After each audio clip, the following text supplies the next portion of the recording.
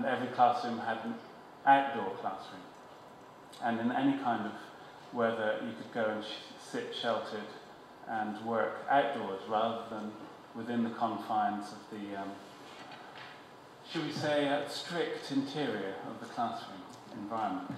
So back to B, and B is for brief. And I think most architects would probably empathise with me when I say that briefs are things that need to be developed. And the classic brief you get is simply a schedule of areas and has no aspirations to what the school might mean for its users. This was the first drawing we did on Kingsdale, which was simply an analysis of what existed. So it's just a list, and if you can't read it, it doesn't matter. Each colour is a programme. It's what the school does with its time, laid out against the footprint of the site. And basically it said that the school was used for 40% of its time, and it used a part of the plot. Now, is that sensible? Is that good value? I think you could levy that argument against almost any school building. They have very strict opening hours. The rest of the time they languish as a rather fantastic waste of resource. A typical UK education scenario forms the before, if you like, for Kingsdale. So before, you could call it a big bus stop. This was the children who were being bused from another borough in order to attend a sync school in this borough. It's B for broken down. It's a school that had not been maintained since the day it was built in the 60s. It was built along Cartesian principles as a modernist project set back from its context of 19th century buildings that face the street, therefore breaking those rules. But I think more ominously you could describe it as a kind of reverse oasis. This is a poor school surrounded by wealth. This is Dulwich in southeast London, although it's the poorest borough, Southwark. It also includes some of the wealthiest and most affluent parts of London, including nearly all of the private sector that you've perhaps heard of. You know, the famous Dulwich College, for example, is the neighbour. So this is the kind of place where there's more sit-on lawn mowers than almost anywhere else in London. And here's the after, B for born again. And it was a conscious decision not to demolish. We thought that to demolish was to somehow erase everything the school had achieved, and also to erase its potential for change. And it was a significant building in the sense that it was, perhaps you could call it an unfinished modernist project. A lot of UK modernism is like that. It's a kind of amateur modernism. This is a building then that we thought was worth arguing for, making a case for, because it held within it the opportunity to make standards that were higher than that possible within the remit for new schools. C, for context, is not just physical, it's more importantly the social and political context. And everything that architects have to do is an expression of the political context in which we have to work. And I would say that the context here was one of captives. These children were effectively attending a school that was regarded as a school in special measures, a sync school. And as I said previously, you could characterize it by the reverse oasis. It was also characterized by gates and a lack of connection with the community surrounding the school. None of whose children attended.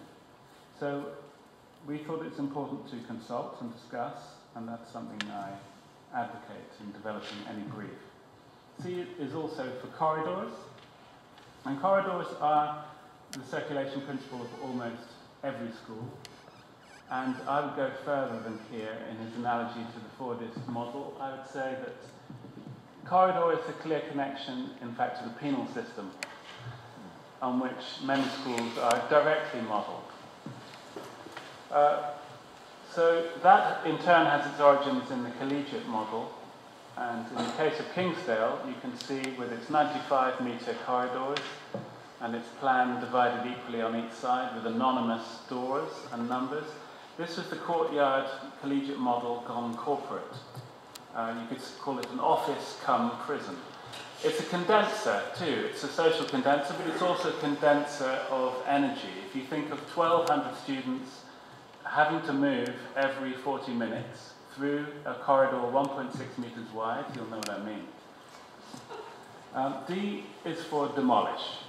Now this was an interesting aspect of the project where we had to convince the local authority and the school and everyone involved around the table that we had to demolish the only good bit the school had, and that was the hall.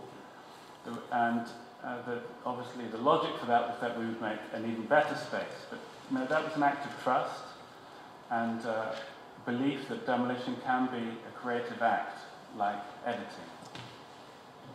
So we had the phenomenon of the school in occupation watching designer damage.